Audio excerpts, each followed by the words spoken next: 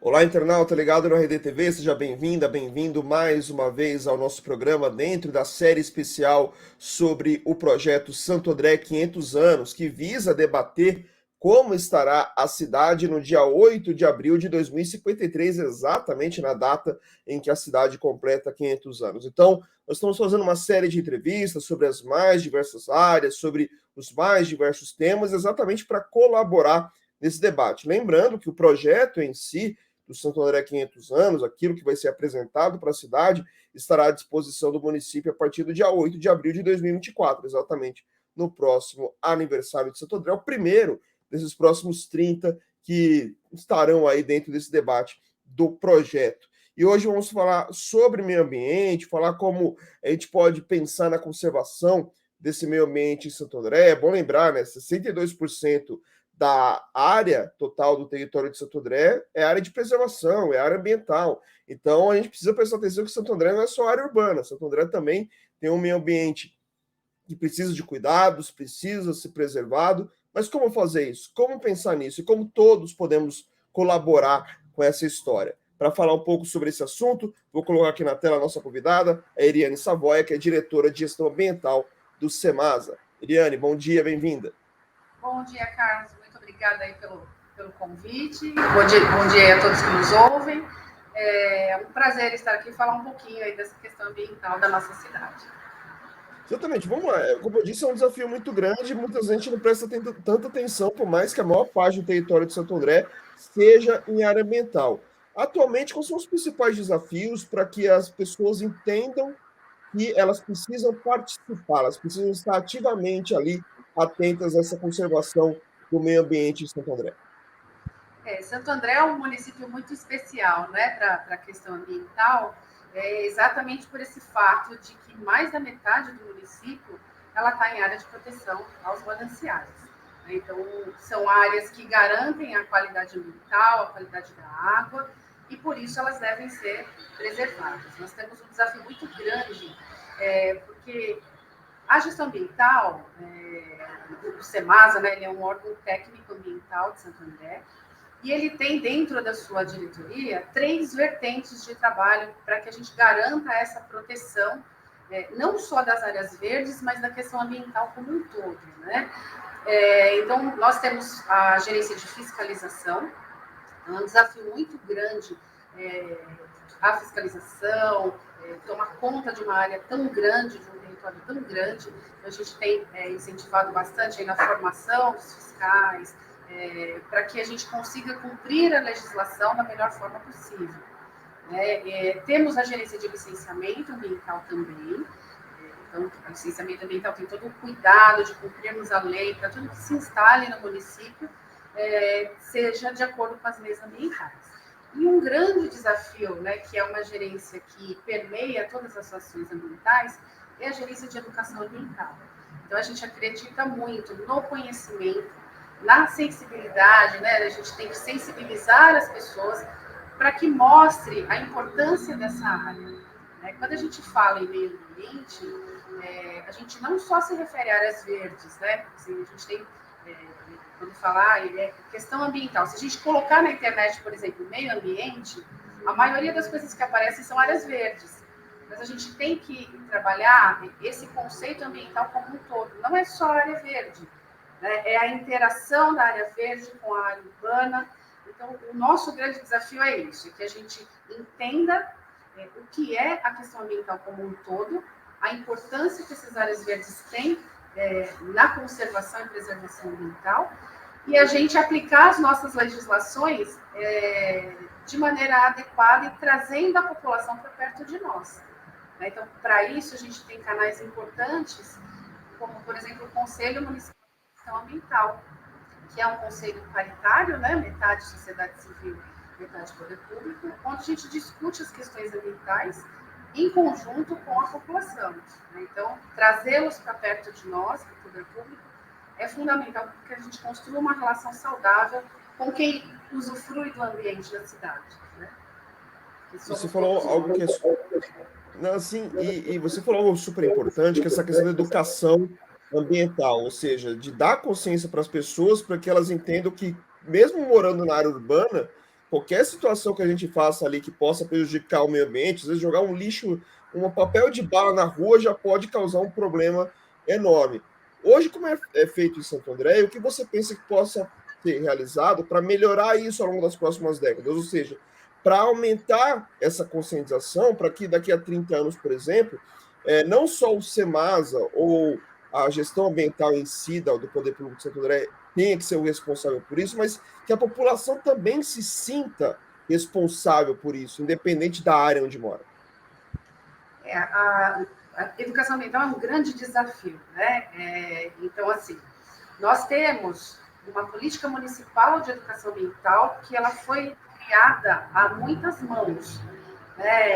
Nós escrevemos essa política de forma participativa. Então, é uma política desde 2015, né? A gente tem e a educação ambiental que a gente quer trabalhar e que trabalha no município é uma educação crítica, participativa, onde cada um tenha consciência do seu papel e consiga aplicar isso, né, no seu dia a dia para a conservação ambiental.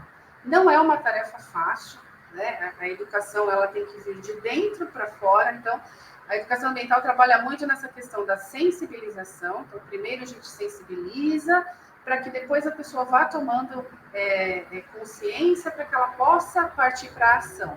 Então, é um desafio muito grande. Né? Nós temos, então, nessa política, ela prevê um comitê de educação ambiental que está sendo criado agora. Então, é um comitê também paritário, então tem sociedade civil e tem poder público. Isso, para nós, é fundamental, né? Porque é a população quem recebe todos esses serviços, essas orientações, então é importante que ela participe nessa construção. Então, esse comitê está, assim, já para a criação dele, e que a gente crie um plano de educação ambiental para todas as áreas aí da cidade, e não é só o SEMASA, né? O SEMASA ele tem uma gerência de educação ambiental, mas a gente trabalha de forma articulada com a Secretaria de Meio Ambiente, com a Secretaria de Educação, com outras secretarias que também têm esse contato com a comunidade, com a população. Então, tem que ser sempre um trabalho integrado, com participação da população, para que ele seja duradouro, né? Porque a gente fala que a educação ela só é significativa quando ela faz sentido para nós. Então, não adianta só a gente falar se as pessoas não sentem aquilo. Então, o desafio é esse, fazer com que haja essa sensibilização, essa tomada de consciência, que a partir daí a gente consegue partir para a ação. A gente considera que a educação ambiental é um eixo fundamental na conservação dos ambientes, né? Porque se a gente conhece, a gente mesmo preserva, né? Então, esse é um trabalho que a gente tem muito apreço aqui na gestão, que é as ações educativas. Hoje essa questão do meio ambiente ela é muito mais falada do que há 10, 15, 20 anos atrás, né? Hoje a gente vê um debate mundial, até por causa das mudanças no clima, a gente sabe das consequências que isso vem acontecendo em todos os lugares. Aqui na região do ABC, como um todo, não é diferente. A gente viu que vem chovendo cada vez mais nos últimos anos, isso vem causando mais problemas com enchente, alagamento e tudo mais.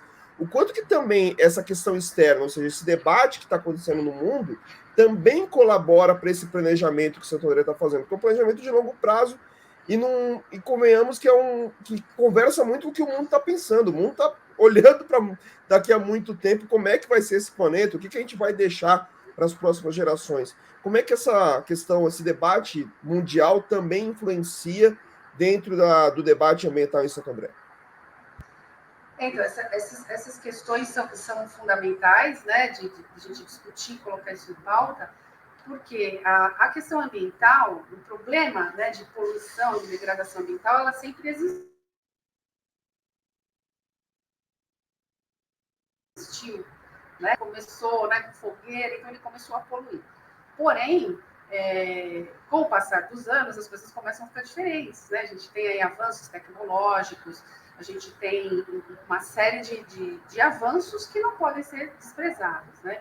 Então, assim, a gente não diz que tem que voltar a ser homem da caverna, a gente tem que aprender a conviver com a evolução que a gente tem, mas que a gente mantenha o planeta, pelo menos para gerações futuras. Então, essa discussão vem bastante de encontro na construção de políticas públicas. Então, o que a gente pode fazer em termos de fiscalização ambiental, às vezes as pessoas não gostam da fiscalização, né? Mas ela é importante para que a gente veja como é que está caminhando essas questões da cidade. Né? Então, a gente trabalha uma fiscalização para que haja orientação, para que a gente consiga planejar. Né? Então, sabendo o que está acontecendo na cidade, a gente consegue ter um planejamento. O licenciamento ambiental é extremamente importante. Né? A gente tem legislações. Então, por exemplo, quando a gente fala de áreas de manancial, não é que a gente não pode morar nas áreas de mananciais, né? Porque a gente está tendo assim, vários encontros e debates com a população também da área de manancial. Não é que não pode morar lá. A gente tem leis específicas e situações específicas para que a gente possa conviver naquela área. Então, esse contato, esse debate com a população, para nós, é muito importante para o planejamento futuro. Porque é ouvindo as pessoas que a gente consegue desenhar essas políticas públicas. Então, a gente está abrindo vários canais de debate. Nós criamos o Conselho Gestor do Parque do Pedroso, que é uma unidade de conservação. Debatemos já esse assunto da questão da moradia nos mananciais, como é que a gente pode fazer para melhorar, para regularizar a situação. Então, a gente acredita muito aqui nessa questão do diálogo. Né? A gente precisa se aproximar de quem usa tudo isso, né? Dos moradores, dos andreenses, para que a gente conheça a realidade local, para que consiga planejar. Então, a realidade hoje mudou muito, né? A gente tem aí contaminações ambientais, a gente tem já diminuição de áreas verdes, né? Então, a gente é a favor, claro, do avanço tecnológico, a gente é a favor, mas para manter essa sustentabilidade. Então, para isso, é planejamento, é ouvir quem recebe todos esses serviços e também o treinamento de equipe, preparo de equipe. Né? A equipe técnica também é fundamental para que a gente tenha sucesso na aplicação das políticas públicas. E imagino eu que dentro desse debate que você citou agora no final, essa questão dos moradores, das áreas que já estão ocupadas e que precisam, na verdade, ser repensadas ali para que todo mundo esteja mais confortável, e lógico, que se preserve todo o ambiente. Imagino que outra preocupação deva ser mais ligada a Paranapiacaba por ser uma área de turismo. Ou seja, além das pessoas que moram lá, mas lá tem um regramento todo específico para Paranapiacaba, né, com qualquer pessoa que pode morar por lá, na vila, mas muita gente vai para lá nos finais de semana, nos principais festivais e tudo mais, então também um meio de economia para a cidade. O quanto que isso também entra nesse debate, ou seja, não só se preocupar com o andreense em si, mas se preocupar com várias pessoas de vários locais do Brasil que acabam indo para conhecer e precisam também ajudar nessa preservação, Então, o importante de tudo isso é que as políticas sejam integradas, né? Eu acho que isso é o mais importante. Então, por exemplo, desenvolvimento econômico, turismo, educação, meio ambiente, tudo isso tem que estar muito integrado. Porque, como eu falei, assim, a gente valoriza muito essa questão do uso das áreas, né, de você contemplar o que a gente tem de melhor aqui. Paranapiacaba é uma região lindíssima, né? Mas sempre com essa orientação, a construção de políticas, com regramento, para que a gente não proporcione uma degradação ambiental. Né? Nós temos também a questão, Paranapiacaba está sob gestão da Secretaria do Meio Ambiente. O SEMASA, as áreas de mananciais que o SEMASA cuida, o Recreio da Borda do Campo, tem o Parque do Pedroso, que é a nossa unidade de conservação, Parque Miami e Jardim Riviera.